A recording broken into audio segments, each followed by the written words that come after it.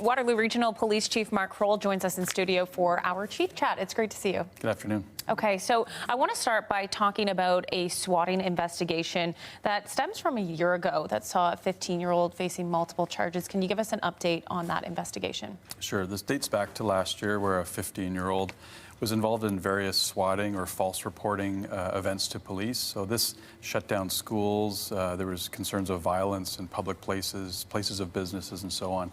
So over the course of their investigation, 29 charges were laid, and we understand that the young person is pleading guilty to charges of public mischief and uttering threats, and we hope for a resolution in that court in the coming months. Okay.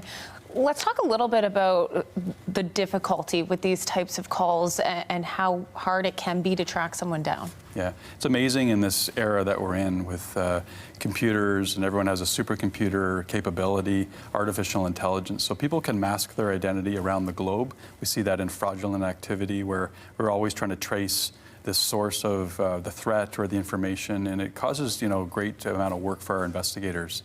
But through that work, those challenges often are overcome when we're able to get to the source and resolve the investigations. But when we're looking at a young person here who's made some really significant choices, has caused disruption and chaos in our community, and so we want to ensure we can do everything we can to intervene and get that person back on the right track.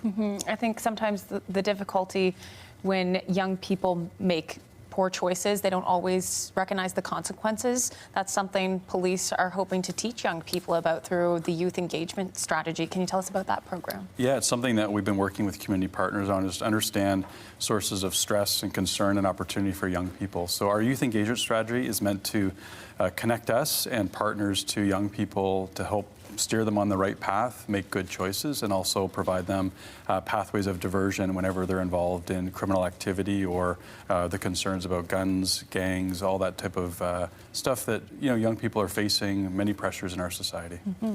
Okay, let's switch gears a bit and talk about the latest on two separate shooting investigations in the region.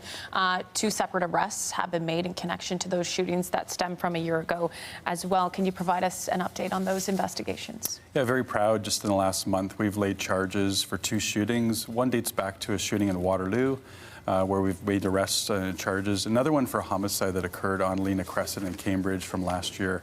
And so the moral of this story is that our investigators are tenacious. They're heavily dedicated to following the trail of evidence. So a combination of forensic evidence, ballistic evidence, digital evidence, and witness information led us to solid conclusions of what occurred, who was involved.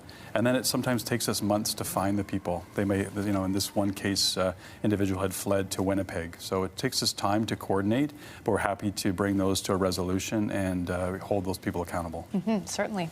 Okay, let's talk about the proposed budget for 2026. It was put forward at $272 million. That represents a $20 million increase from the previous year. So can you go over some of the key components in that proposal? Sure. So this is a continuation, recognizing we're one of the fastest growing communities in Canada, one of the largest municipalities in Canada. And so our goal is to continue to keep pace with the growth of our region and the requests and the demands of our community for good responses. Our officers are facing some of the highest levels of case per officer, criminal charges per officer, and so that puts stress on us to meet those demands. So we're looking at about a 6.75 tax impact per resident. And when we look at the total proportion of the taxation pie, our proportion of regional taxation is actually lowering. So we're around a 30.4% over time. So we'll be adding some officers dedicated to frontline, investigative capacity, road safety, and these are some of the expectations and demands that we're facing every day. Okay, you bring up road safety. I do want to talk about that a little bit as well. The province has now passed legislation to remove speed cameras on the road. Curious as to how this will impact the way that police work with speed enforcement as well. So it's one of the top areas of complaint and concern in every corner of our region is road safety, speeding, aggressive driving, distracted driving. So as we continue to evaluate the impacts of the legislation, we will work with our region, the municipalities on something called the Safe Roadways Program. And that's how we look at enforcement, education, road design, all those areas of concern, such as fatal collisions, high volatility, injury collisions as well. And so there's still room to analyze the impacts here in terms of what does this mean for policing?